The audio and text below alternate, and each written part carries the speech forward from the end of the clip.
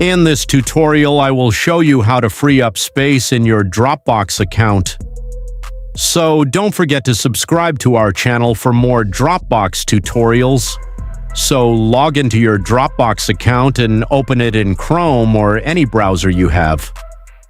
Now let's see here folders, and let's access our folders here in Files. For example, let's go to Photos, for example. And here Photos, so I'm using only 2 megabytes of 2 gigabytes. But if you have more photos, you find a very long list of photos. So select all the photos here, and just here click on this check mark 3 dots and click on Delete. Delete all unnecessary photos and files here.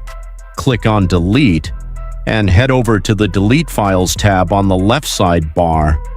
Select this and click on Delete permanently to delete all the unnecessary files and photos you have on your space in Dropbox.